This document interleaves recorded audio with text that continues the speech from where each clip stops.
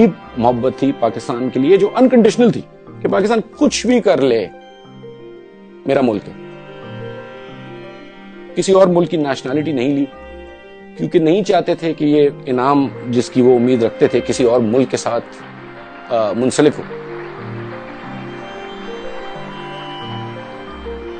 میرا نام ذاکر تھاور ہے اور میں سلام فلم کا کو کریٹر اور کو پروڈیوسر ہوں.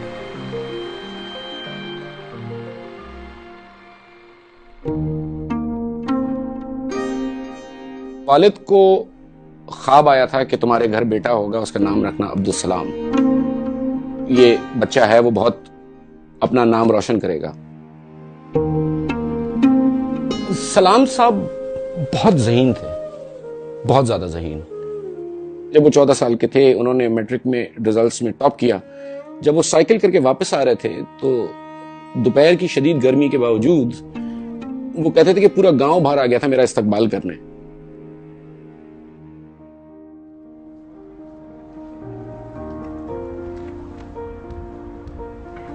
کیمبرج میں بہت کم ساؤتھ ایشین چہرے نظر آیا کرتے تھے, لیکن وہاں پر سلام کو خود یہ اندازہ ہوا, ان کے بیٹے کہتے ہیں کہ he realized how good he was. اور کیمبرج میں جا کے ان کو واقعی محبت ہوئی میتھ سے اور فزکس سے. I am a theoretical physicist and we theoretical physicists are engaged on the following problem. We would like to understand the entire complexity of inanimate matter in terms of as few fundamental concepts as possible. کائنات میں 4 قوتیں کار فرما ہیں جس میں ہے gravity, the electromagnetic force, the strong nuclear force اور the weak nuclear force. Einstein کا یہ خواب تھا کہ الیکٹرو میگنیٹک فورس اور گریوٹی کو یونیفائی کیا جائے اور مرتے دم تک آئنسٹائن اس کاوش میں لگے رہے. سلام اور ان کے ساتھیوں نے ویک نیوکلیئر فورس اور الیکٹرو میگنیٹک فورس کے حوالے سے یہ ثابت کیا کہ یہ 2 علیحدہ نہیں بلکہ ایک ہی بنیادی قوت کی مختلف اشکال ہیں. اور اس کام کا نام ہے الیکٹرو ویک یونیفیکیشن. اور 1979 کا جو نوبیل پرائز تھا فار فزکس وہ دیا گیا ڈاکٹر عبدالسلام, شیلڈن گلاشا اور اسٹیون وائنبرگ. ایک پاکستانی کا فزکس کی عظیم جو خواب ہے اس کی طرف ایک قدم آگے لے جانا قرۂ ارض پہ جو علم ہے اس کو بہت بہت بڑی بات ہے.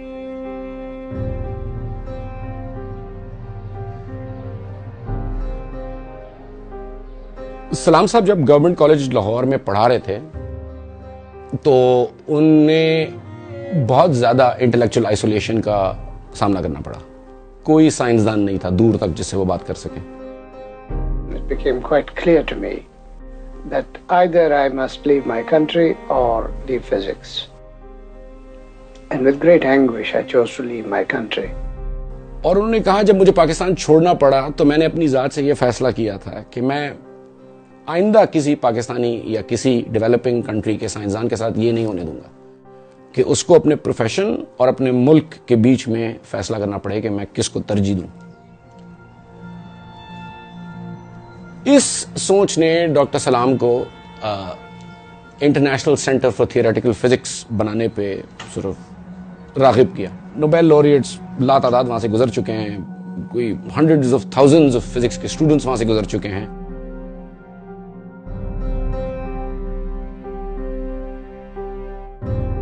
پاکستان میں تمام سائنٹیفک کاوش میں آلموسٹ تمام میں کے پیچھے ڈاکٹر عبدالسلام کا ہاتھ.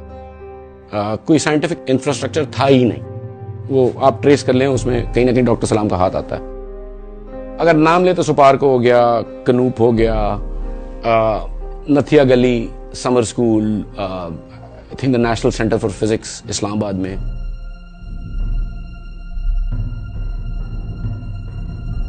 سلام صاحب کی بالکل انوالومنٹ پاکستان کے نیوکلیئر ویپنز پروگرام میں.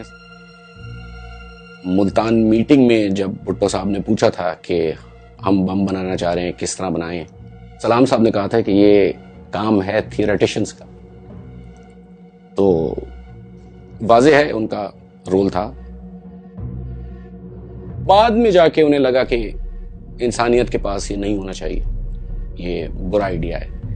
لیکن کم از کم 1974 تک ڈائریکٹلی نہیں لیکن انڈائریکٹلی اور کچھ انٹلیکچوئل ہیلپ بھی دے رہے تھے. فیصلہ ہو چکا ہے کہ مسلمان وہ ہے جو قائل ہے خاتم نبوت, یہ ہے فیصلہ. اور جو اس کا قائل نہیں ہے, جو اس چیز کو نہیں مانتا, جو اس چیز کو نہیں قبول کرتا ہے, وہ مسلمان نہیں.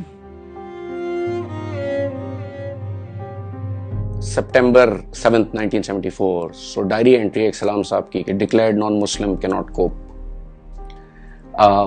شدید تکلیف میں تھے, شدید تکلیف میں. The day that you declared me to be a non-Muslim, and since Pakistan was created for Muslims, you made me a second-class citizen.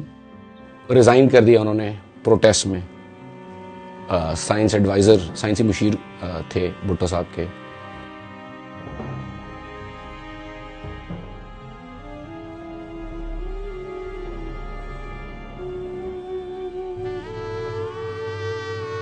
Student stop کرتے ہیں, ان سے آپ پوچھیں کہ آپ کو کس نے انسپائر کیا, وہ عبدالسلام ہی کہتے ہیں. اب تک ڈاکٹر سلام کی کہانی لوگوں کو انسپائر کرتی ہے, باوجود اس بات کے کہ ان کی کہانی بتائی نہیں جاتی جتنی بتانی جانی چاہیے.